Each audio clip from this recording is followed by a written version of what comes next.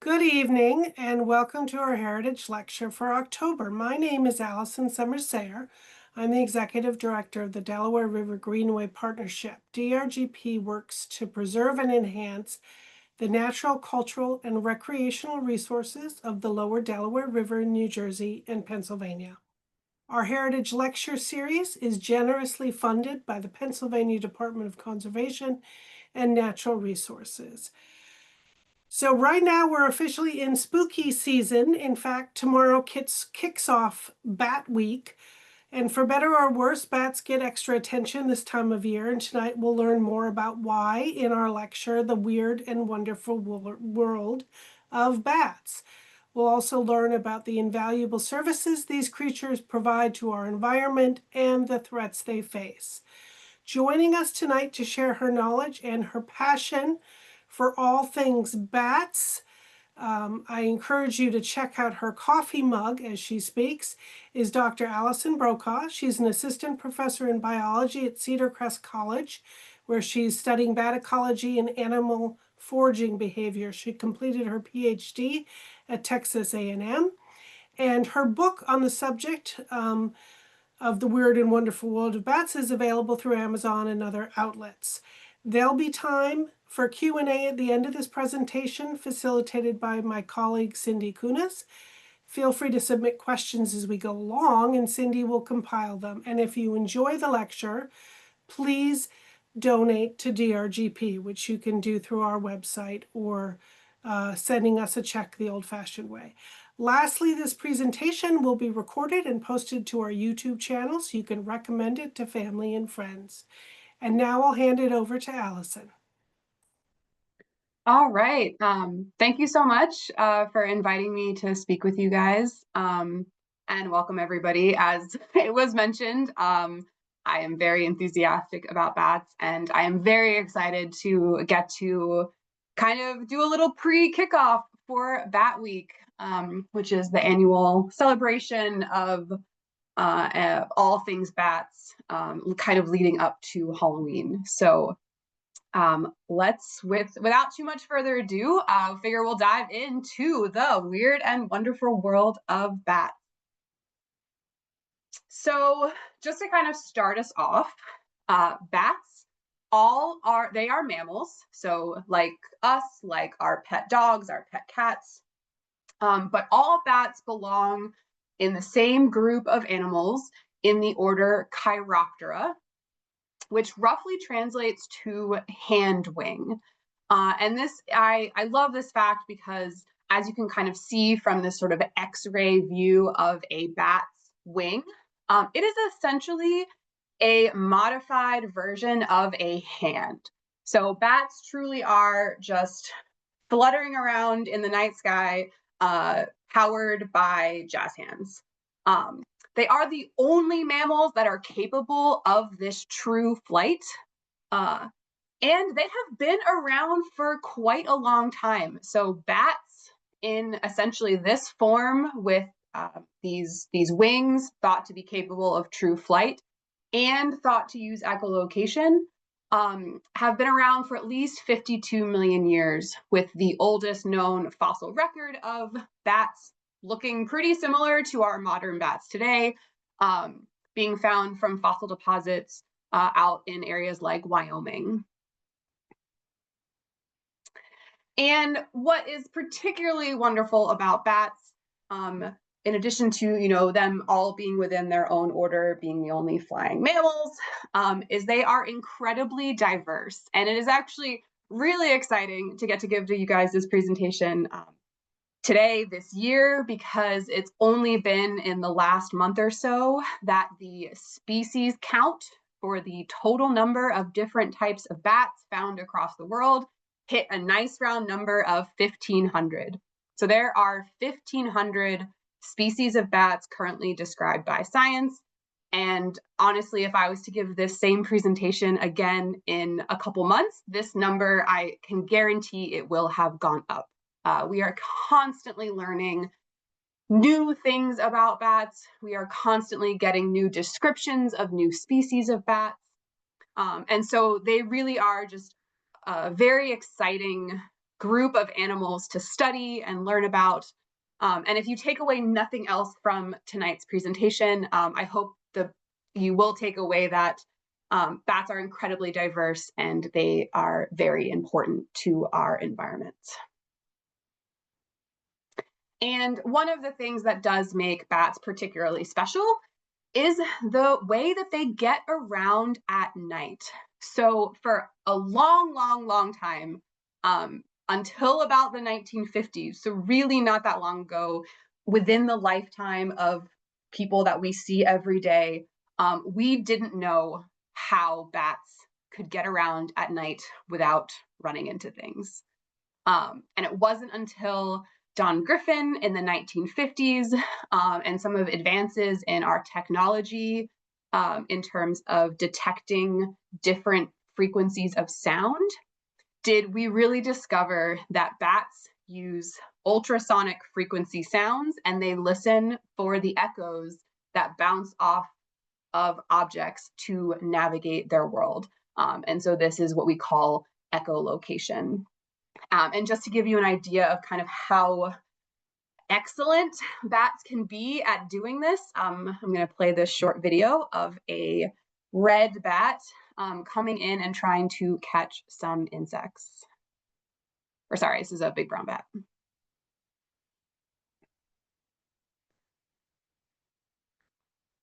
And so what is particularly cool, so in addition to bats being able to do this in basically complete darkness, with their hand wings, they are also incredibly agile. So a hand wing with that big membrane between all those fingers means that they have a lot of control over each wing beat. And as you can see, they're able to bend and twist and also use their tail membrane to help them scoop up insects in what I affectionately refer to as their butt spoon, very official scientific term. And so we could watch this video all day, but I will move on.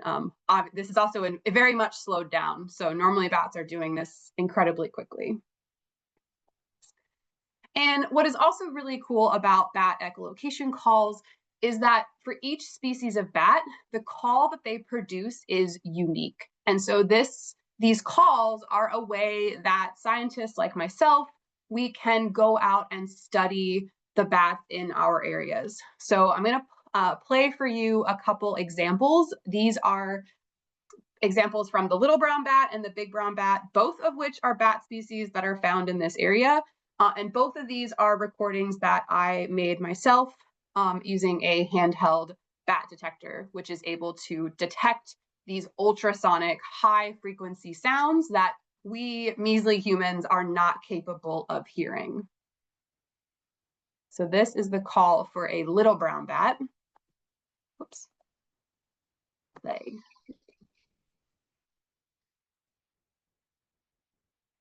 And then this is the call for a big brown bat.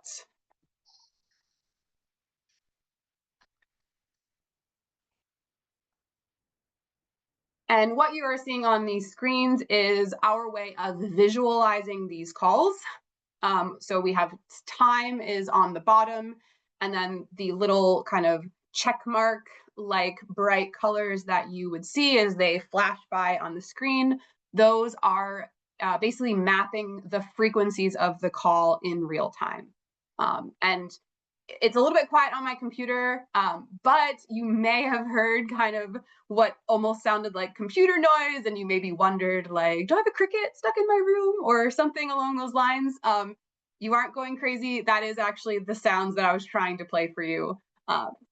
So we are able to basically transform these calls that normally we cannot hear into calls that we can hear, and this lets us analyze things like bat behavior, and it also gives us information about what kind of bats might be living in a specific area, all by simply putting out a ultrasonic microphone and recording who happens to be flying by. And sort of related to, right, thinking about how bats get around, the one thing I did want to kind of get ahead of is that Bats are in fact not blind. So every single species, every single one of those 1,500 species of bats that we know are currently described, every single one of them is capable of seeing. How well they see depends on the bat. But you can see from this quite cute image of a spectacled flying fox, they have quite large eyes. And so every single bat is capable of using vision. And I mentioned, right, we've talked about echolocation. So around 80% of the world's species of bats primarily get around by using echolocation. However, that means that about 20% actually do not. So they are actually incapable of using echolocation. These are our big bats, the ones that you maybe think of if you think of sort of tropical bat species. These are our flying foxes, our big fruit bats. And these other 20% of bats rely primarily on their sense of smell and their sense of vision. So they are able to see, they're able to see especially sort of shapes, they're able to detect trees, and then of course they're able to use their sense of smell. Interestingly, all bats that we know of are red-green colorblind. So while they can see, they don't distinguish color particularly well, at least not the way that we see color, which, if we think about it, does make a little bit of sense because bats are nocturnal. They are getting around at night. And if you've ever tried to walk around or if you've ever tried to detect color while it's dark, it's much, much harder because color wavelengths don't transmit as well when the light is, when light intensity is low. So bats are red-green colorblind. However, some bats can see into the ultraviolet spectrum of wavelengths. So they can see past sort of the blue and purples into a part of the color spectrum that actually we humans are not able to see, which I think is pretty fascinating. And just kind of another example of why I am so fascinated by bats. They have these senses that we humans just can't access.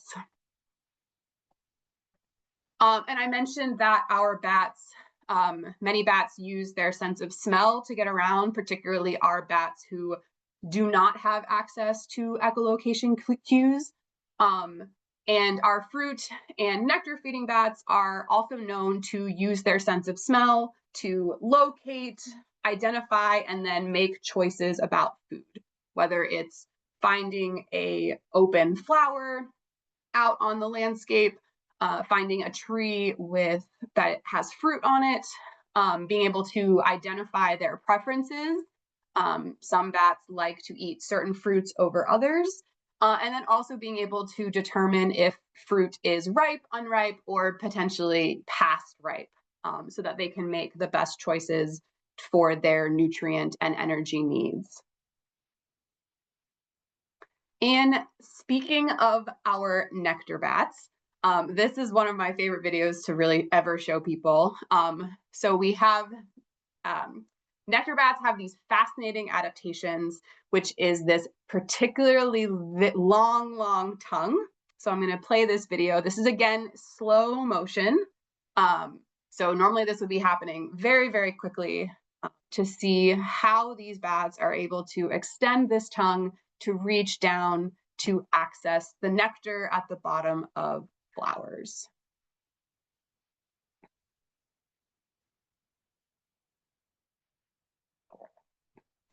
And so these nectar feeding bats, they're basically nocturnal hummingbirds. So they function very similarly in the ecosystem. They can hover over top of flowers and then use these long tongues to dip into the nectar. And they have these particularly cool adaptations on the tongues where they are covered in basically these tiny little hairs and tiny little muscles that act to help basically suck that nectar up and make them more efficient at getting that liquid. Not quite as good as a straw, but much better than we could possibly try to do. So kind of those are some of just sort of my favorite kind of quick little facts, but in kind of continuing to just really think about the diversity of bats, 1,500 species, really probably more. As like I mentioned, I'm sure we'll know soon. And they cover a whole range of diversity in terms of diet, where they live, how they get around, their social lives, and more. Basically, every aspect of life that you can think of, we see a variety of behaviors and adaptations within the bats. And now a major thing that will drive animals, particularly wild animals, is what they eat. And so about 70% of our known bat species are primarily insect-eating bats, where they eat animals like insects or other arthropods, things like spiders. And some bats are even known to eat scorpions, which is particularly fascinating. Many bats capture insects out of the air, so they are capturing flying insects like moths and beetles, very similar to the video, the first video that I showed of the bat doing its somersaults. But some bats are also what we call gleaners. And so these are bats who are plucking prey off of surfaces. So bats are able to hear the footsteps of insects walking on leaves or walking on the ground, and they are able to come down and basically grab them off of that surface of the leaf or grab them off the ground. So they can be very, very stealthy and are very dangerous predators for many, many types of insects. And this voracious appetite for insects makes bats, at least just really in the United States, and honestly, a lot of our estimates come just from Texas, bats are worth billions of dollars every year in free pest control services for our farmers and agricultural systems. This bat here, this is the Mexican free-tailed bat. They're one of the most common species in sort of the Southwest US. And these guys they love to feed on moths, particularly the moths that are pests for corn and cotton crops. So two crops that our society depends on quite a bit for not just for food, but for a variety of things. And so these bats are out there serving free pest control services every night. In addition to things like corn and cotton, bats throughout the country, throughout the world, are also incredibly important as pest management for crops like rice, but also a lot of our nuts, fruits, things like apples, chocolate, coffee, grapes, and potentially even hops. So grapes both for fruit and for in winery vineyards. So bats are doing a lot of good and perform a lot of free services for us humans in this respect. And then kind of speaking again about our nectar bats. So these were our bats that have these fancy long tongues. And you may see these bats referred to as things like long-nosed bats, sometimes referred to as nectar bats. The flying foxes, which again may be they're the big bats that people often think of when they think of bats. Many of them they feed on the nectar of flowers.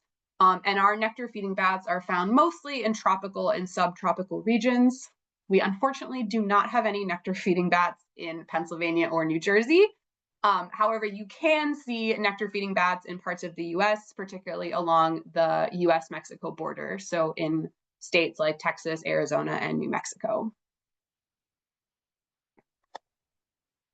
And, again, thinking of sort of how bats are contributing to our ecosystems, bats are pollinating and or dispersing the seeds of over 500 species of plants worldwide. That is probably a huge underestimate and based just on data that we have where we know bat diet. So you can see from this flying fox here, who is completely, that yellow face is not natural coloring. That is a face full of pollen. Bats are incredibly efficient pollinators because they get covered in pollen. They're very large and they fly long distances. So they can be really good at moving pollen around and helping plants maintain healthy genetic diversity. And then I also kind of want to throw out there our fruit bats. So we do have many bats that eat fruit. Again, usually when you say fruit bat, people tend to think of the flying foxes, who are all important frugivores. But I also like to highlight these guys. This is a Jamaican fruit-eating bat. This is a species that I have done research on.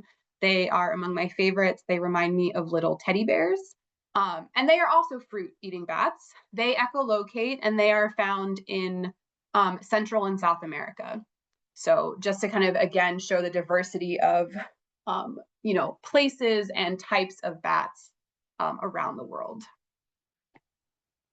And then moving on to some of the fascinating diets that bats have, there are a handful of carnivorous bat species. So these are bats that eat other vertebrates, and this includes frogs, lizards, rodents, fish, birds, and even other bats. And then, of course, perfect for Halloween is our vampire bats. So vampire bats are a super fascinating group of bats.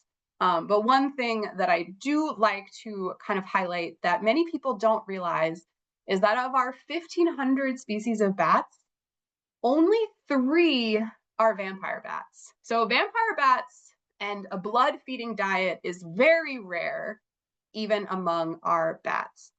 And so of these 3 species of bat, 2 of them feed primarily on the blood of birds, while 1 feeds primarily on the blood of mammals. We don't find any of these species in the United States. All 3 species are found in central and sort of the northern parts of South America. And vampire bats are incredibly fascinating for a wide variety of reasons, which I am happy to answer more questions about, but I don't want to derail us too much. But just to sort of mention, they are highly social and cooperative. So because vampire bats feed on blood is not particularly nutritious. It's mostly water. It's very high in protein, which can be fine in small amounts, but too much protein can be dangerous. And it's also very high in things like iron, which most organisms can easily overdose on.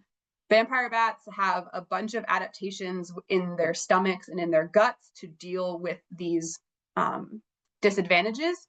But it also means that they have to feed pretty much every night or they risk starving. But the good news is that they are really very good at helping each other out. So vampire bats are particularly known for essentially regurgitating blood into the mouth of another vampire bat. And they will do this when that receiver bat has not had a chance to feed and therefore is at risk of starving. And they do this consistently. They will do this with a bunch of individuals that they know. They form as close to what we could describe in wild animals as friendships. And so they are incredibly fascinating from a social perspective. They're also fascinating. I love this GIF of this bat running on a treadmill because they have this very Halloween Landstrider gait that they use to move on the ground. They're one of only 2 species of bat that is particularly good at moving on the ground.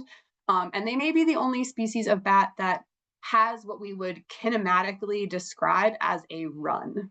And this is thought to be an adaptation for their blood feeding habits. This is the species that feeds primarily on mammals, and they like to feed on large mammals, things like cows, horses, pigs.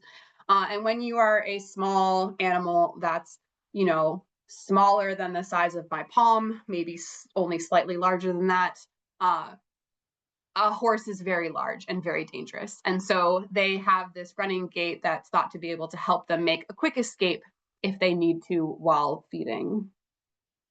I also want to add too that vampire bats do not kill their prey. They do feed on blood, but they are only taking a very, very small amount of blood in a given night. And so animals that are fed on by vampire bats survive. This is not a this doesn't kill the animals that they're feeding on. So speaking of sort of social habits in bats, I just kind of want to touch upon some of the interesting things about bat social lives. So I mentioned the Mexican free-tailed bats. These are our billion-dollar free pest control service bats. This is a capture that I took outside of a cave in central Texas. And this is Bracken Cave. It's home to somewhere between 15 and 20 million Mexican free-tailed bats. This is the world's largest colony of bats, found right here in the United States.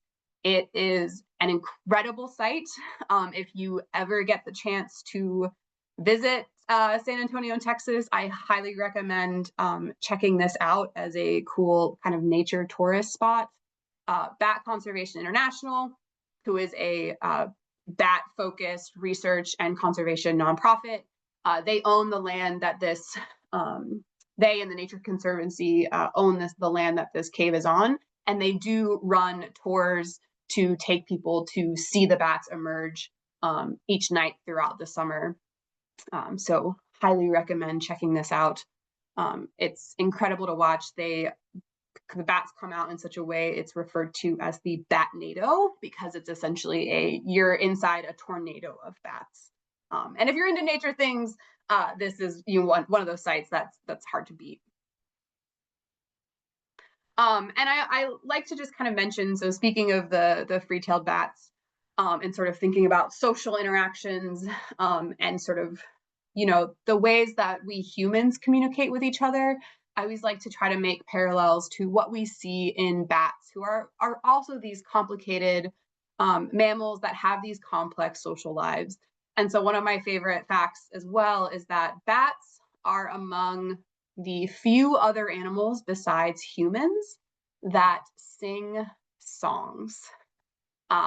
So the Mexican free-tailed bat, as well as a couple other species of bat throughout the world, the males sing these courtship songs that act as part of their mating and courtship behaviors. So I just think that's really cool to kind of think about, just the vocal flexibility of these really cool animals. They can echolocate and, hear frequencies we cannot, but they also can compose love songs. So, jack of all trades. And then I wanted to show, come on, there we go. Kind of again, just sort of highlighting sort of the variety of sort of social lives, and really this emphasizing that there's so much we still don't understand about bats, which is one of the very wonderful things about them. It can also be incredibly frustrating, depending on what you're trying to do. But this is research. This just came out, I believe, last month or maybe in August. So Vampirum spectrum, this is one of our carnivorous bats. And not that much was known about these bats. And what is particularly fascinating is I often get asked sort of if bats have like family structure. So, right, we tend to think of sort of the nuclear family, a mother and a father and the children, and kind of everyone living together, and sort of both parents taking care of the children. And so these bats actually have a fairly similar structure where they form these small family groups. This is going to be a video of these bats roosting in a kind of a culvert area tunnel. So these are very large. Their wingspan is about a meter. So these are the largest bats in the Western Hemisphere. Again, not found in the United States, but they are found in Central America. And they do things like provision their young, so they bring their prey back to the roost and share it with the other bats in the roost, which is fairly unusual among bats. And then they like to cuddle. So they will kind of huddle up in here and interact. They will greet each other. So when a bat comes in, they kind of do this little greeting behavior where they again kind of give a little hug and sort of say, are doing some kind of communications with each other. So I just wanted to kind of highlight that as just being something, right? This is really new. This is information we sort of just learned about bats. And again, kind of highlights, right, all the very interesting things that are still yet to be learned. Again, moving, kind of really thinking about just sort of this diversity of bats. So, chances are when you think of bats, right, the bat cave, we think of bats as being primarily cave-dwelling animals. And it is true that about 50% of the world's bats rely on caves for at least some part of the year. That means that 50% of bats are not living in caves. So they are living in places like hollow tree cavities, like this mastiff bat here, this is just a fantastic photo. I love his toothy little grin. You can see that kind of the tree cavity behind it. That was where the bat emerged right before this photo was taken. You may be familiar with these guys. These little cotton ball marshmallow puffs are the Honduran tent-making bats. And so this is a neotropical fruit bat. These guys are found in Central America, and they live in these leaves where they chew along. You can almost kind of see where there's sort of lights and bit poking through along that long, big stem where they're all cuddled up. So they will actually chew along that stem to modify a leaf to cause it to bend, to essentially create this little tent that they then roost underneath. And quite a few different species of bats do this. We also have bats roosting among leaves, bats that roost just on the outside of the bark of trees. Bats can roost in all sorts of different habitats, so not just caves, which I think is important to think about, especially when we want to talk about bat conservation and thinking about the habitats that bats are using. Bats can either hibernate, migrate, do both, or do neither. So again, right, with a lot of our cave-dwelling bats and most of the bats that we are familiar with in sort of Pennsylvania and New Jersey, these are bats that hibernate. So during the winter, they will move to a cave spot called a hibernacula, where they will kind of go into a stasis mode to save energy throughout the winter at a time when there's not food readily available. However, some bats, such as this gorgeous bat here, which is the hoary bat, which is one of my favorites, they don't hibernate, or at least not really. They are migratory. So they will move from their summering grounds where they have lived over the summer to give birth to young. They will move south or coastal areas where the weather is more temperate. And you can't really see it in this photo, but they also have their tail membrane is covered in fur. And so they're able to kind of wrap themselves up and it acts as like a little blanket. And so if the weather gets a little bit cold, they can kind of temporarily wrap themselves up. And there is evidence that they maybe will hibernate a little bit, but not nearly to the extent of some of our cave roosting bats. And then of course we have bats who don't do either. So particularly our bats that are living in tropical areas or even some tropical areas, they are able to be active year round. And so they don't need to do either hibernation or migration.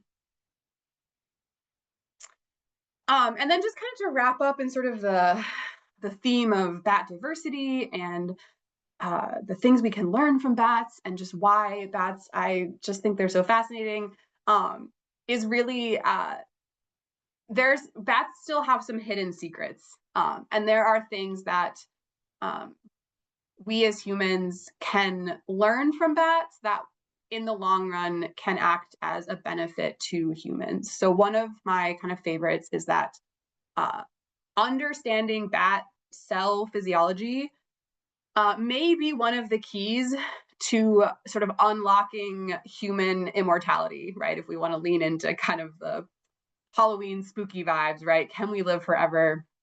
So of the 18 mammals that are known to live longer than humans relative to their body size, 17 of those species are a species of bat.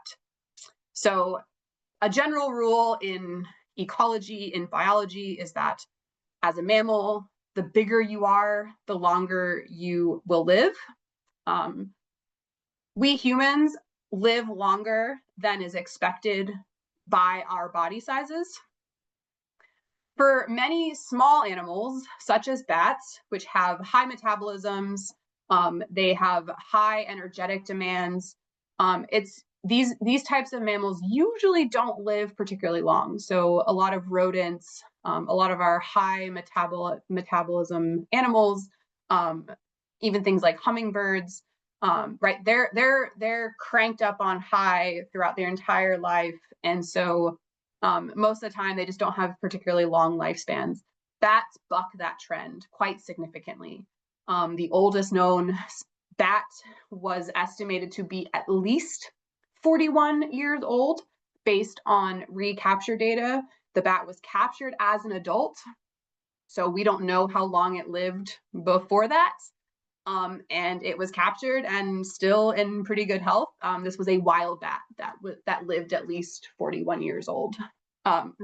So we probably don't even know what the true max is for these bats. And so understanding why bats are able to buck this trend, sort of what makes them special, has the potential to give us insights into understanding things, you know, a lot of issues around aging, including diseases associated with aging, and potentially even things like cancer, which are related to mutations that happen the more our cells reproduce. So I want to kind of now switch gears. So 24, 88, 109, and 235. These are not just random numbers that I made up. These are the known stats for bats according to their risks of extinction, according to the IUCN Red List, the International Union for the Conservation of Nature. So 24 bats are currently considered critically endangered, 88 are considered endangered, 109 are considered vulnerable, and together those three categories are what the IUCN considers as bats being threatened with extinction, which is about 14% of our known species of bats, though not all of those 1,500 species are necessarily have been evaluated by the Red List. And then this 235 is the number of species who are currently listed as being data deficient. So this means that scientists and conservationists, we don't have enough information about these species to even make an estimate for what their population sizes might be, for what the potential threats that they might be facing. And people have done sort of some kind of meta-analyses and other analyses that suggest that a good chunk of these data deficient bats, these data deficient species, are probably also at significant risk of extinction. And we just don't know it because we don't have enough information about them. So again, right, kind of highlighting some of the potential challenges that are associated with bats and this wonderful diversity and broad distribution that they have across our planet. So globally, bats kind of are facing a variety of threats, and then I'm going to go into some sort of the threats that are more specific to our area. So one of the big threats, particularly for our big tropical bats, such as the flying fox, is threats from persistence hunting and hunting due to persecution. So people, parts of the world, bats are hunted for food and as bushmeat, and then in other situations, bats are considered pest species. So particularly the fruit bats are considered by many times by fruit farmers as a pest, as an animal that can come in and potentially destroy, a fruit crop.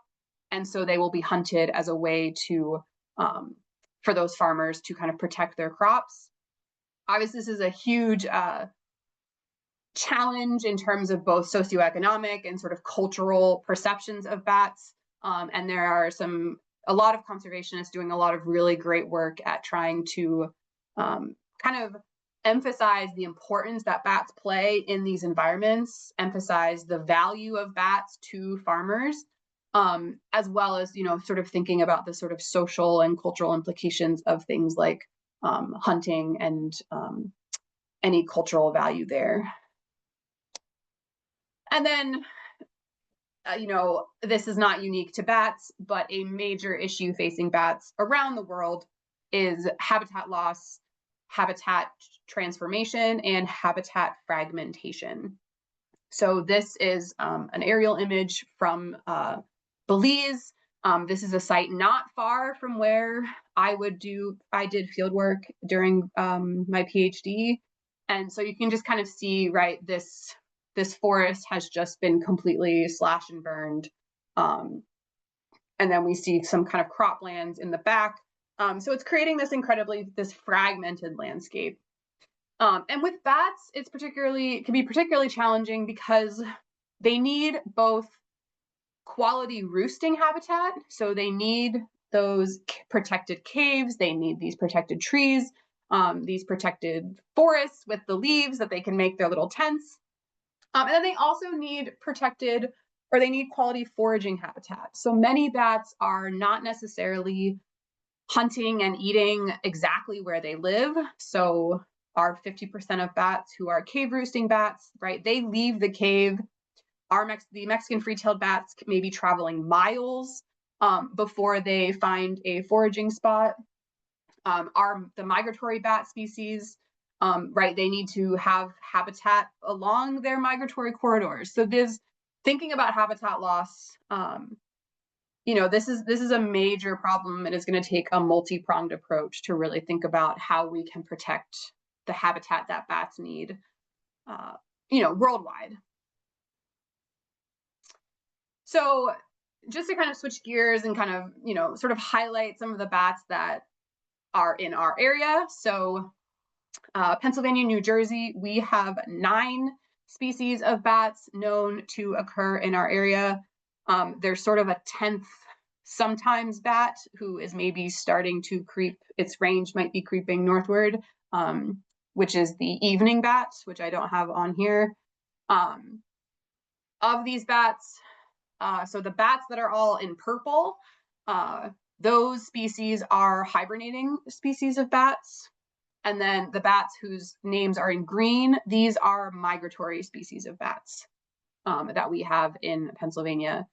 The Indiana bat and the northern long-eared bat are both considered endangered according to the U.S. Endangered Species Act. And then the little brown bat and the tricolored bat are considered state endangered by both Pennsylvania and New Jersey. And the little brown bat used to be one of the most abundant species of bats in this area, probably second only to the big brown bat, potentially having higher abundances in some area than the big brown bat. And that has drastically changed within the last 15 or so years. And the biggest threat facing particularly our little brown, the tricolor, and the northern long-eared bats, in addition to sort of general habitat loss, is white nose syndrome. So this is something you may have heard people talk about when they talk about bats in this area. So white nose syndrome is a fungal disease that impacts hibernating bats. So this picture here, this is a tricolored bat, and you can see that its nose, ears, and sort of thumb and wings are covered in this white fuzzy growth. That is a fungus that has started growing into the skin and tissue of this hibernating bat. When bats are hibernating, they are basically in a stasis. So they have sort of hit pause, put every sort of pretty much all the important physiological mechanisms into neutral. So they lower their heart rate, they lower their breathing rate, they reduce their body temperature, and they also reduce their immune response. So they are just little, dumplings in stasis. And so white nose syndrome is caused by this soil fungus that lives in the substrate on the soil and on the sides of caves. And when bats are hibernating, they become susceptible to this fungus coming in and growing on their skin. This was first discovered in the winter of like 2006, 2007 in upstate New York, and very quickly spread to Pennsylvania. And it was detected kind of in that next 2007, 2008 winter. And we've since seen Pennsylvania and New Jersey bats experience, or little brown bats, big brown tricolored bats, and northern long-eared bats have experienced huge declines. Range-wide declines are thought to be as high as 99%, particularly with the northern long-eared bat, who were already kind of in trouble because they are a bat that roosts primarily in trees during the summer, and so they were already facing a lot of pressure due to habitat loss. And so, right, if we're thinking about this idea that hibernation, right, bats need to save this energy over winter. And so when this fungus comes in and starts to grow on their wings, it essentially causes a disturbance. So they become dehydrated, and they causes them to wake up. And every time they wake up, they burn through their energy reserves. And when you're an animal that's only about 10 to 15 grams to begin with, you don't have a lot of space to pack on extra energy stores. And so the more frequently bats have to wake up, the more quickly they're going to burn through those reserves. And so white nose syndrome essentially causes bats to starve by waking them up too frequently. And so this is a photo from some cave sampling in Texas to monitor for white nose, for the fungus that causes white nose syndrome. And I also kind of wanted to just sort of highlight as sort of one of these threats that we're thinking about is disturbance. So I don't know if anyone here is, caves recreationally or likes to sort of explore caves. It can be very fun, very cool. But it's really important that we minimize our activity in caves, particularly during hibernation when bats are particularly susceptible to disturbance. And also, if you are a caver, making sure that you are following decontamination protocols to make sure that you are not accidentally moving spores or anything from one cave into another cave. We don't 100% know where the fungus came from. It's thought to have originated potentially in Europe. And so one of the major theories is that it may have been brought over by people moving in caves in Europe and then coming into caves in the United States. So if we're thinking about ways that we can help bats, that's a major one. Another major threat and very complicated issue with bat conservation is thinking about wind energy development. So as somebody who strongly believes in environmental conservation, as I'm sure many of you do, recognize the importance of needing to switch to sustainable and renewable energy sources. Unfortunately, wind energy kills millions of bats every year, primarily due to bats colliding with the wind turbines. And wind energy development and wind farms are particularly dangerous for our migrating bats. So for the hoary bats, silver-haired bats, and red bats in Pennsylvania, as well as a few other species of kind of high-flying migratory bats throughout the country. With the hoary bats in particular, hoary bats are solitary. Their populations are not particularly, they don't have high population density to begin with. And it's estimated that they could experience as much as like 90% declines by 2050 if we don't make changes on how we are working with wind energy development. So the good news is there are people who are working on this. And so just kind of something to sort of think of and have in the back of your mind is as we are making these switches to renewable energy is making sure that we push to make sure that we are reducing risk for wildlife while also supporting the switch to renewable energy sources. So to wrap up, and I want to make sure we have plenty of time for questions, what can we do to help bats? So I've just kind of laid out some maybe potentially depressing news about bats, particularly bats in our area. But I do think it's important that we have hope and that we consider the things that we as individuals, we as communities, what we can do to support the bats in our area. So one thing that people frequently ask me about is bat houses. So this is an example of a bat house up in Northern California from an area where I was doing field work.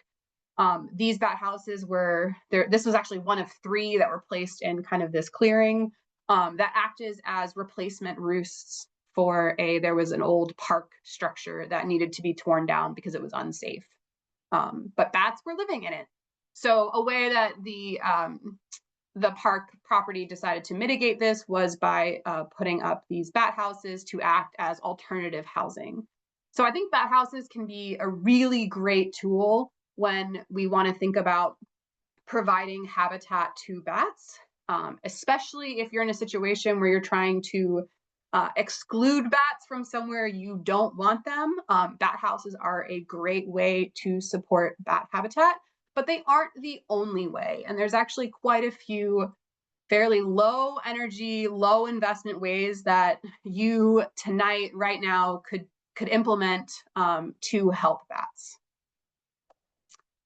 So one big one, and I think this is relevant for thinking about things like habitat conservation, and it also benefits not only bats, but is planting native plants. So when we're planting our gardens, planning your landscaping, trying to support native vegetation will support native insects, and native insects are going to support native insect predators like our bats.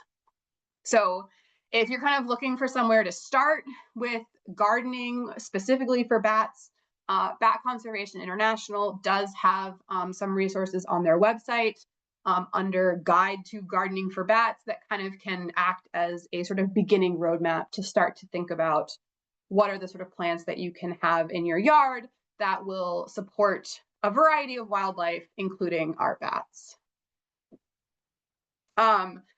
Also, you can leave your leaves. If you don't feel like going out and raking next week or the week after, I hereby give you permission as a bat scientist to not have to do it. So leaving leaves, leaves act as a really important habitat for a variety of animals, particularly over the winter, because at the bottom of a pile of leaves, it's going to be much warmer than it is on the outside of a pile of leaves. And so many insects and other small animals will use leaf piles as a place to hide out when the weather starts to get tough. And that includes some of our bats, including the eastern red bat, which is one of our migratory species. They will occasionally, especially in this kind of early, not quite winter, where sometimes it's warm, sometimes it's cold, they will kind of use leaf piles as sort of a temporary stopgap to get them through a night or two before it potentially warms back up again. Again, kind of related to thinking about habitat use, about our native gardens, reducing pesticide use. So all of the bats that live in our area, they are insect-eating bats. So they are providing free pest control for us. They are acting as, chemical-free pest control. There's also some evidence that's still very limited, and probably much more research needs to be done in understanding how pesticide and herbicide chemicals may be working their way up the food chain and into the tissues of bats. and the potential sort of physiological and neurological effects of pesticides on bats. The bit of data that we have is not great. It's not good for bats. And so, anywhere that you can reduce it, it's going to benefit many, many organisms, including our bats. Similarly, right, if you are in positions, you have dead trees or snags on your property, and if you have them in places where they aren't going to be a danger, I encourage you to consider leaving them. Bats, along with many other wildlife, such as woodpeckers and a lot of insects, will use dead trees and snags as habitat. So many bats, including the northern long-eared bat, like to use snags and trees as roosts. Turning off the lights. So the effect of light pollution, particularly at night, there's evidence that it does affect bats, though the strength of the effect depends on the specific species. Some species are more tolerant of lights and human activity than others.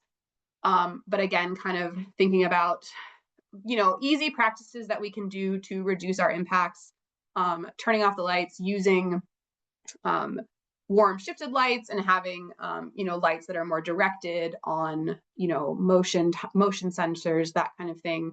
All of those are going to be good for supporting happy bat activity.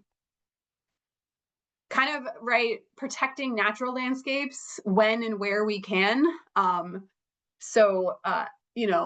As much as we can, fighting to protect our state forests and our national lands, to provide as untouched habitat as we can, particularly for bats that may be more sensitive to human activity and disturbance. Kind of related to a bunch of the above, but I kind of wanted to leave it as its own category, is encourage sustainable farming. So in Pennsylvania, that can mean things like having a variety of crops, avoiding monocultures, switching to more organic, reducing pesticide use. I also wanted to talk about it because I forgot to mention it earlier when we were talking about pollinators, but agave, which is the plant from which tequila is derived, is primarily pollinated by bats.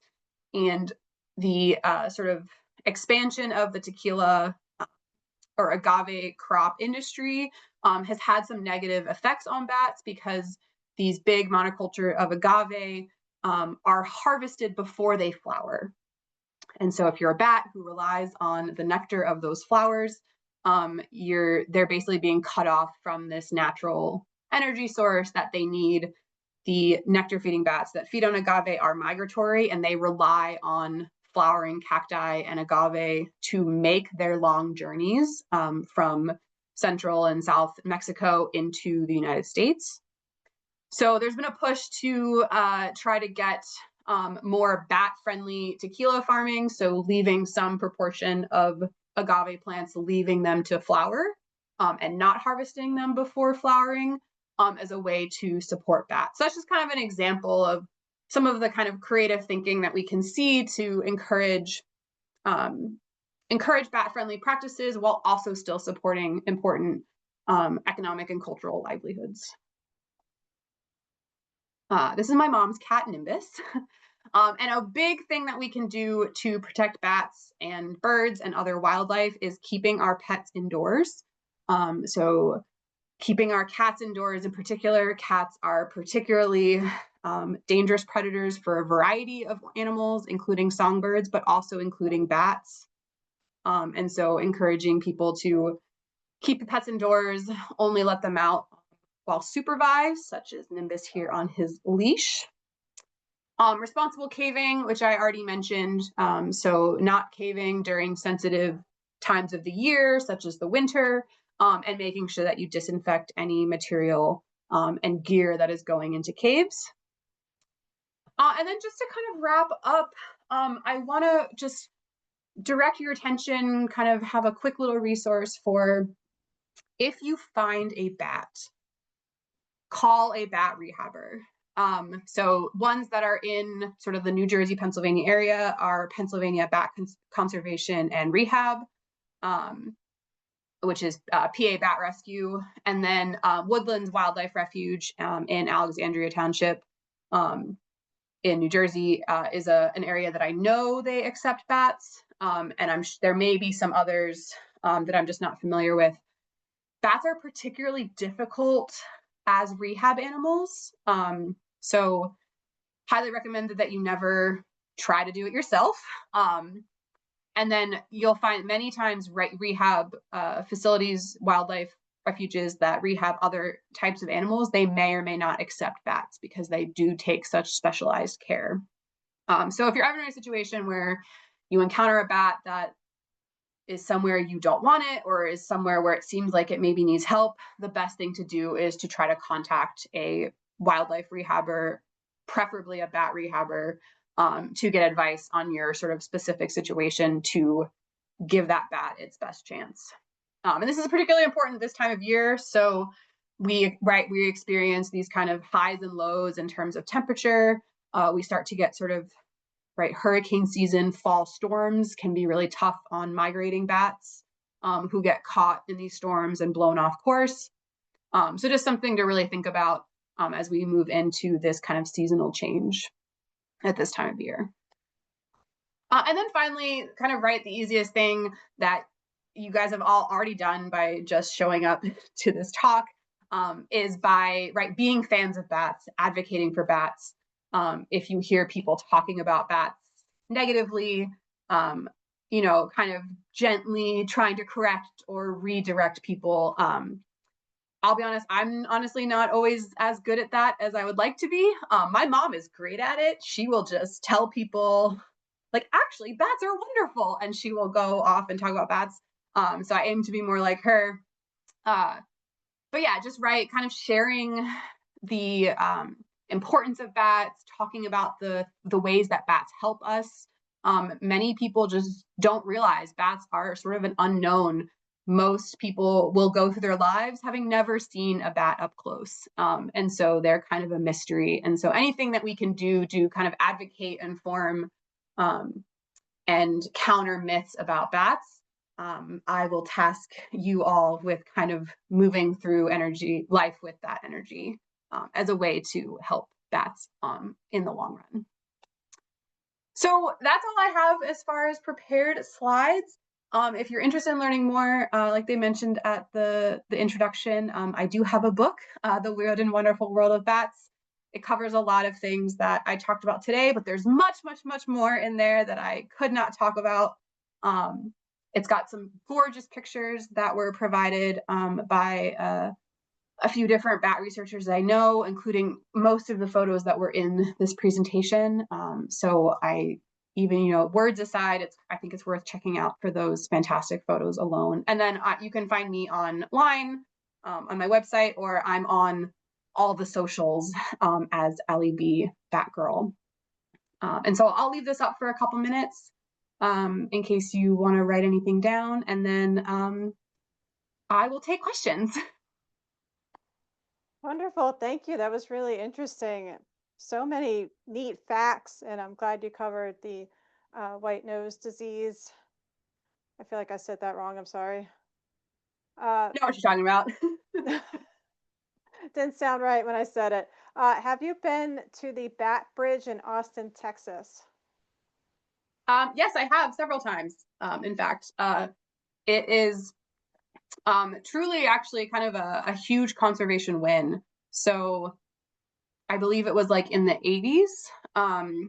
Austin as a city was kind of maybe it was the 90s. Anyway, they were going to replace the bridge, and they were ready to kick all the bats out. And then Merlin Tunnell, who's a bat scientist, very important, has studied bats for a long time.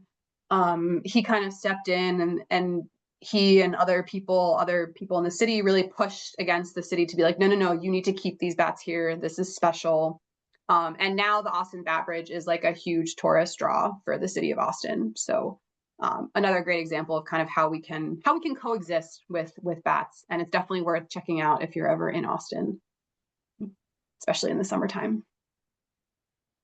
How can bats transmit rabies in New Jersey if there are no vampire bats in New Jersey? This is a good question. That is a good question. Yeah, so I kind of didn't really touch on the disease question at all, so I'm glad somebody asked.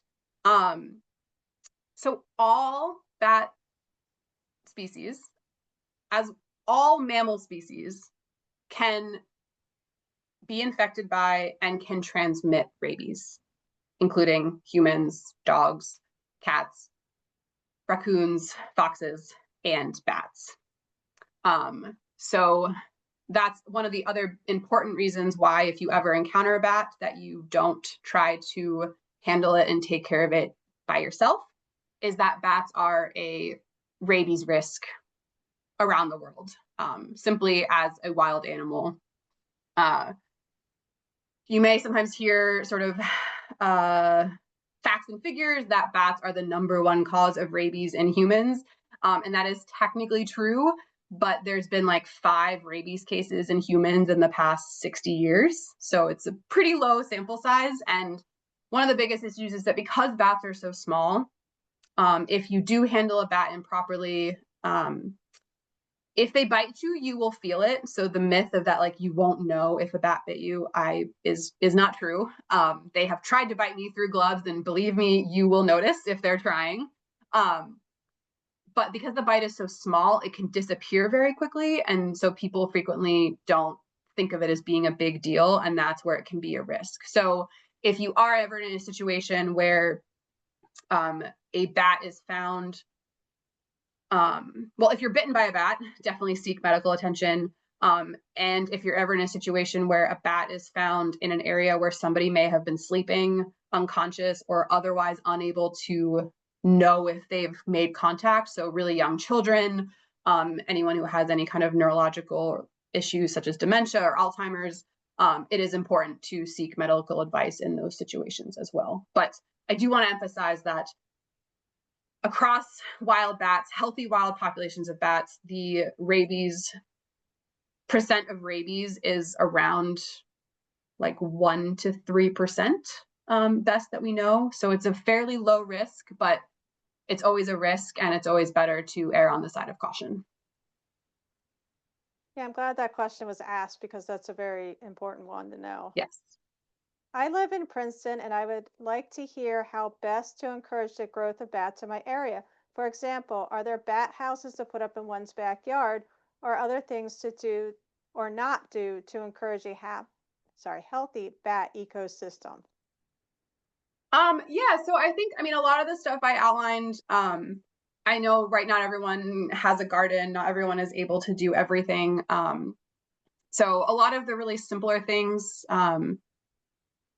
I think the way that I have liked to think about this, and what I encourage people to think about, is thinking about just how we can preserve and maintain sort of a healthy natural ecosystem in whatever space you have available to you, whether it's a little balcony on the side of your house, or if it's a yard where you can have a big garden, kind of thinking of it, or if it's just, fighting to protect the park that's down the street, and making sure that it stays a park. All of those kinds of things, all of those count as helping bats. As far as the bat house question, that one's a little bit trickier. It depends on kind of your specific situation. So bats can be incredibly picky about where they want to live. So you may have heard of stories of people who put up bat houses and then bats never move in. And it's just sort of like, I gave you this beautiful house. Why didn't you want it? And the bats are just like, nah, we've got a good place. So that's why I kind of recommend bat houses as being sort of a good option when you know bats are being excluded from a place and they're going to need a new home. That being said, there are ways you can put up bat houses to encourage bat activity in your area.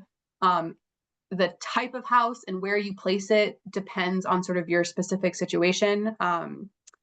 A website and resource I would recommend is both Merlin Tuttle's Bat Conservation Organization, and then also Bat B&B.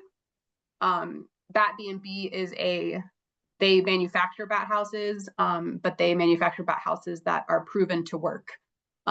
So those are good places to start if you're kind of interested in seeing what's available and the different types of bat houses. Oh, and then also Bat Conservation International also has some free bat house plans if you decide that you do want to try your hand at building your own bat house. It's definitely something that can be worth doing, and can be a great way to support bats if you kind of have the right space for it. Okay, I did a quick search and put some of the links in our chat to check Perfect, out. thank you. Thank you. Are the love songs, are the love, I think they mean songs, all the same or do they compose? Ooh, that is such a good question. Yeah, so one of sorry, I'm gonna get really excited. But yeah, so they kind of compose, which is one of the things that makes bat songs so particularly interesting and exciting, because not many mammals create these complex songs. So you can take a song and you can break it down into, when we're talking about bat or wildlife songs, so not necessarily, human songs, you can break a song or a call down into the syllables, so the individual pieces. And actually, I'm going to go back to my bat song slide so I can kind of show you, because I want to nerd out about this for a second. So this is an example of one of those spectrograms, which is, so it's time here on the horizontal axis and then frequency. And so you can see there's kind of some variation in the shape and pattern of each of these sounds. And so what the bats are doing, so individual males will have slight variations of this call, where they will put the different syllables together in different orders. But what's also really cool is that the songs have syntax. So the same way that language has syntax, so the English language, right, we organize the pieces of our sentences in a certain way, and we have to do it that way in order for it to make sense. Bat songs also have syntax, or some do, where they're put together in a specific pattern. And if you mix them up, that is not going to register as being coherent, right? It's nonsense. So in kind of long story short, bats can put together various parts of these songs to add variation. Different males they can have a repertoire, so they have sort of their set of songs and combinations of syllables that they like to sing that are different from other males. They can produce syllables incredibly quickly. One species of bat, the New Zealand lesser short-tailed bat, is also a bat that produces song, and they can generate, like, they'll sing like 40,000 syllables over a course of like 5 to 6 hours. And they'll sing basically straight for like 5-6 hours. So they're also marathon singers. So hopefully that kind of answers the question. Sorry, I got really excited about that. So we kind of go down the nerd rabbit hole a little bit, but yeah, I'm glad somebody asked that. That's what we're here for, the nerd rabbit hole. Yeah. Okay, read that bats in Wisconsin, and they added a Go Badgers, are having a significant comeback from white nose syndrome. I'm not sure I would say it's a significant comeback, but there is evidence that in some areas, in some bat populations, we are seeing a stabilization of the populations. So we aren't seeing the sort of huge declines winter after winter. Bats are surviving. They're making it through the winter. They are surviving infection with white nose. Some populations are maybe starting to slowly increase. One thing I did not mention specifically with bats is that they are pretty slow to reproduce. So compared to other small mammals like mice and rats and other rodents, most bats are only producing 1 or 2 offspring a year. So populations tend to grow fairly slowly. They live a long time, but the populations grow slowly. So yes, we are starting to see in some places increases, and that is a sign for hope. And there's a lot of research into kind of understanding what might be happening in those populations, and can we kind of what can we do to support that that population increase. And a lot of it honestly is coming down to habitat support. So providing bats with good foraging habitat before hibernation so they can get as fat as they can, because the fatter the bat is, the more likely it is to survive an infection with white nose over a winter. Kind of like Fat Bear Week. Yeah, that actually a project I worked on a few years ago was called the Fat Bat Project. And oh, good. Yeah. They aren't quite, it's not quite as dramatic as the bears, but I do have some very funny pictures and videos of just like fat little bat butts. So, Oh, that must be cute. Okay, they read that there are bat species that migrate over the Atlantic Ocean. Offshore wind turbines could be a threat to them. For birds, painting one blade black reduces the number of collisions by approximately 70%. Is there something similar for bats? Not running them at night would help, but that defeats their purpose. yeah, no, that's a great question. So there's a lot of research is, I mean, pretty much as soon as people identified this problem, research has been going on into this. One of the kind of main solutions that unfortunately wind energy companies are a little bit reluctant to do is what we call curtailment. And so kind of similar to the idea of like, well, do we just shut them off at night or shut them off at certain times? Curtailment does it a little bit, it's a little bit smarter about it, but it's basically this idea of kind of running wind turbines when they are generating the most amount of power. So below a certain wind speed, they actually aren't generating that much more power. Right, there's kind of a decreasing like output. And so by kind of when there's not enough wind or other scenarios where power output is going to decrease, not running them during those times. But of course, as wind turbine technology advances, right, we get better and better at extracting that time. And so there's some work going into kind of having these predictive models, kind of, taking advantage of AI and machine learning tools to sort of do the calculations of like, okay, wind speeds are this and it's these temperatures. And so, the likelihood of bats or birds or whatever moving through an area is high. So we're going to reduce activity in those places, and kind of trying to be smart about where things are curtailed. Other research includes kind of thinking about why are bats being so strongly affected? So what are sort of the sensory and behavioral aspects that are causing bats to be killed at wind turbines? Because it's surprisingly high mortality, considering that like many of these migrating bats are not really like birds where they're moving through the skies in these huge amounts. Like you could get a lot of bats moving through an area in a single night, but it's nowhere near the scale of something like birds. So how is it that so many bats are experiencing mortality? So people have experimented with using ultrasonic deterrents. So basically playing sounds that bats don't like.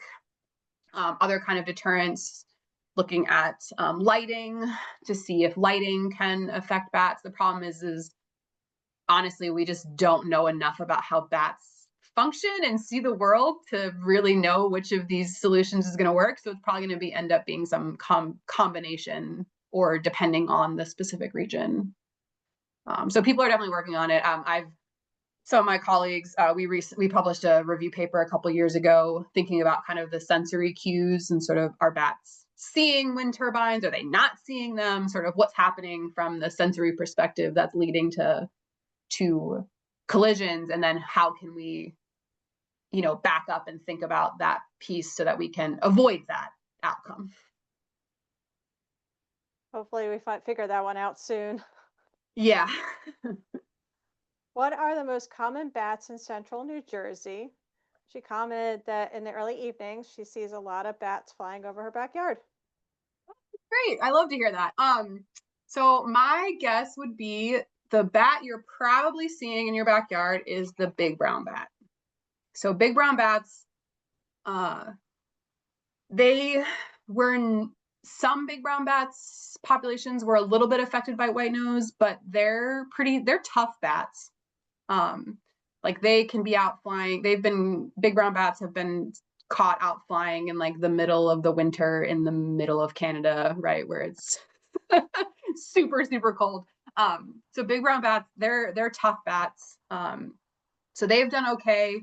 They are also pretty they don't mind human activity. They're a bat that if you have bats in your house, they're probably the most likely culprit, because they don't mind they don't mind taking advantage of these, you know, fancy roofs that humans have put up for them in the form of our houses. So my guess would be big brown bats, potentially little brown bats. So little brown bats are still around, just in much smaller numbers than they used to be. And so I have, at least in my area in kind of eastern Pennsylvania, I do see little browns, or capture little browns flying around. So that's also a possibility. And then depending on your proximity to like a forested area, eastern red bat would be the other one that would be a possibility, as kind of the main culprits who are usually out flying around, especially in areas where humans are living.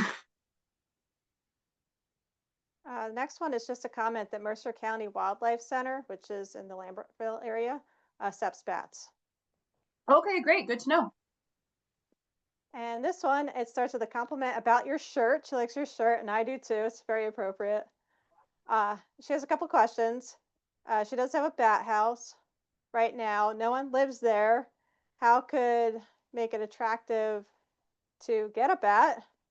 Also heard the ultrasonic rodent deterrents. Would there be something that could be attached to the wind turbines to deter? I think you kind of talked about that. Yeah, that's basically the idea that people have been trying to test for a And while. how, The problem with that is getting them so that bats can hear it. right, the right frequency and all that. Mm-hmm. Lastly, how do bats stay hydrated while they're hibernating? So to narrow this down to two questions, attracting bats for the bat house Yeah. and hydration while hibernating. Yeah. So I'll start with the hydration while hibernating because that one's easy. So when bats are hibernating, they hibernate in places that are cool, and generally a little bit humid. And so when they're hibernating, water condenses on their fur. And so they will actually just wake up and they can just lick the water that has condensed on their like wings and fur and noses. They don't need a lot of water, because most of that winter they're kind of, right, they're in stasis. But yeah, so they basically are just recollecting water that they themselves have lost through their skin, when they wake up. So that's the answer to that question. And then the other question, so attracting bats to bat houses, there's no easy answer, unfortunately. So like I mentioned, bats are pretty picky, or can be very picky. So one of the things is, like, even if you have bats in your area, if they already have a great place to live, they're unlikely to move. They are creatures of habit. Bats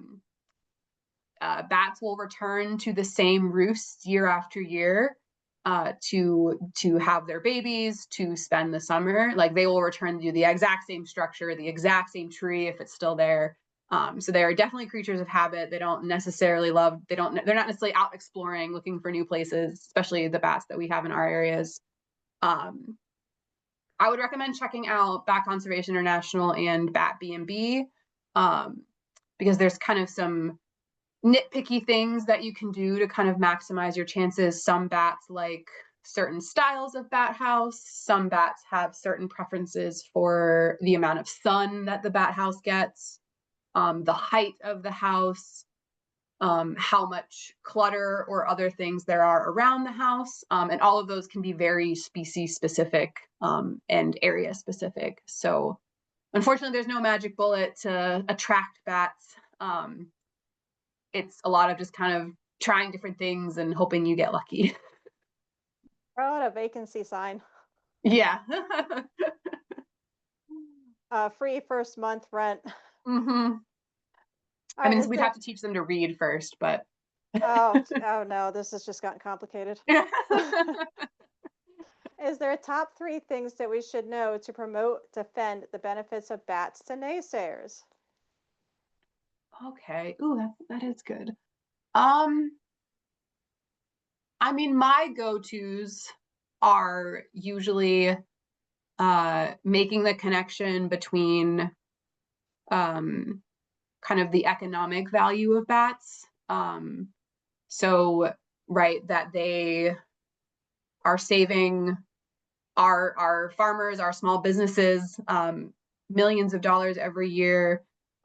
They also are saving us money, so that's a little more convoluted, but right, if a bunch of corn crops get destroyed, the price of corn is going to go up. So by protecting our crops, they help keep, elements of our cost of living lower. A good one is they pollinate plants, including, right, if people are fans of cocktails, they are very important for things like tequila. So they play really important roles in pollinating a lot of plants that we humans also rely on. And they also do eat other pest insects that bother us. So I am sometimes hesitant to pull out the mosquito fact. So you may have heard that bats eat 1,000 mosquitoes an hour and eat tons of mosquitoes every night. It's sort of true. But I think highlighting that bats, are eating and controlling insect populations that literally bother us directly can also be a way.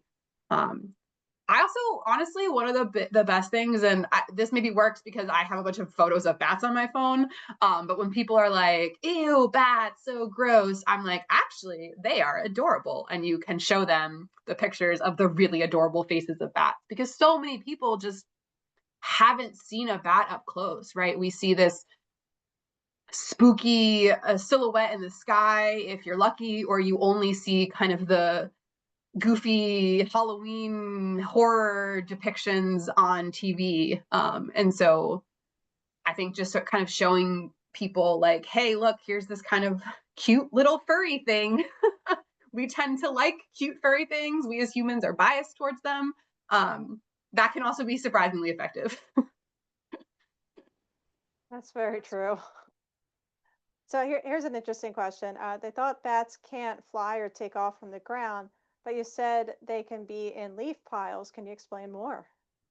Ooh, yeah. So bats can take off from the ground, and they can move around on the ground if they absolutely have to. They just aren't particularly good at it. So they tend to avoid it as much as they can. And the ability for a bat to take off from the ground really depends on a bunch of aspects of the bat morphology. So to digress slightly, but you guys will get a little ecomorphology lesson. So the shape of a bat's wings can tell us a lot about the type of habitat and the type of flyer that they are. So big, broad wings, those bats tend to be larger. They have the ability to hover.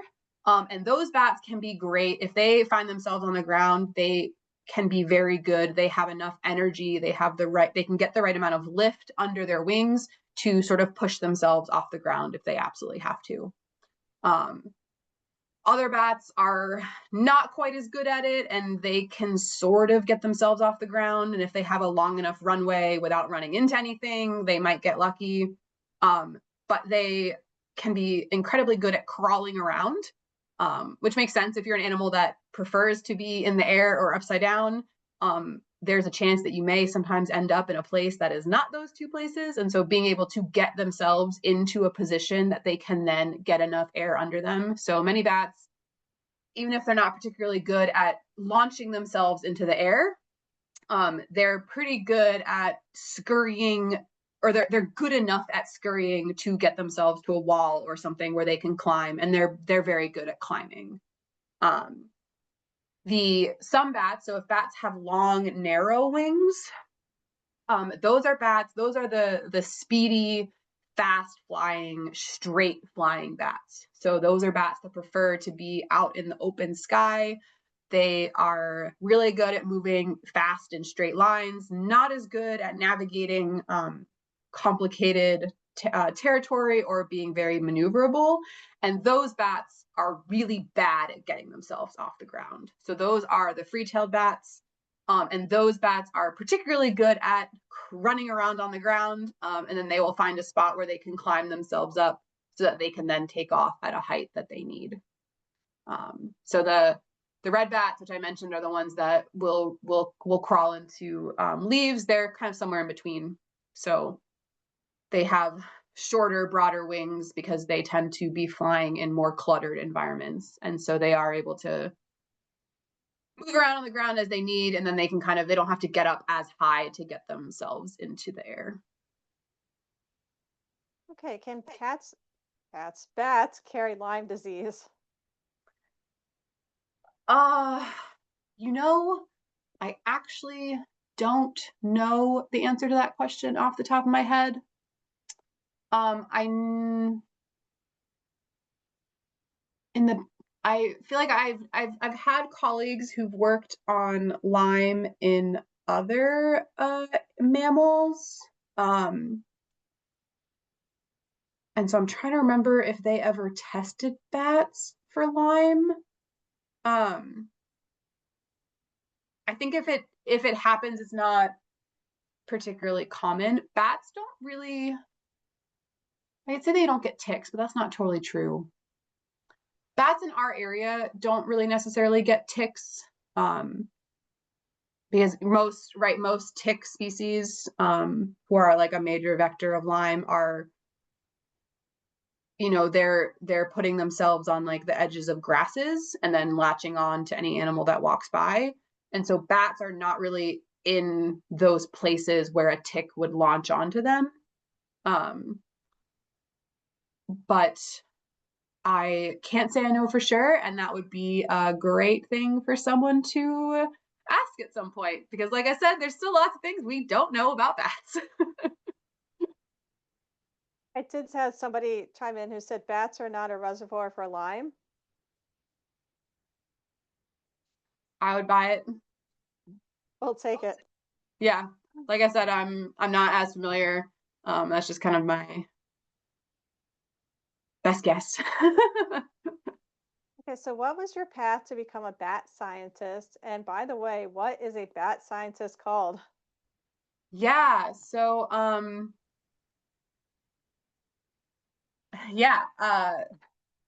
so a bat scientist is called a chiroptologist, though we rarely really use that word, but it's a fun one to say. And how I got into bats, a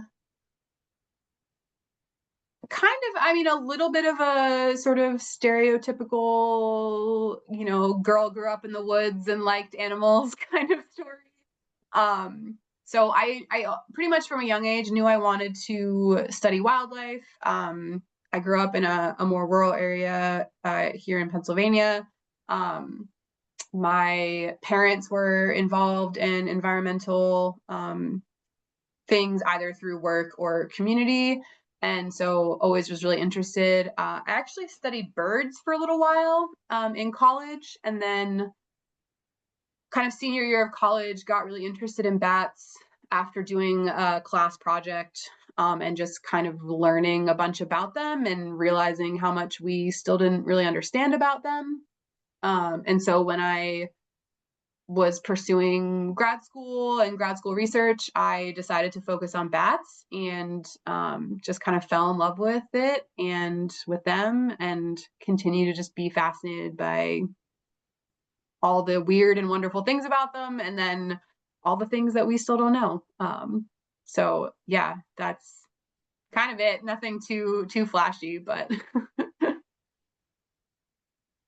Very cool. So it sounds like a speech. Oh, so we're talking about their calls. It sounds Mhm. more like I think she means screech than just a call. Most critters have only one or two messages. Clearly, bats have more complex communications. What you described sounds like a braille, if I'm saying that right, or whale songs. Thanks, Al, for asking.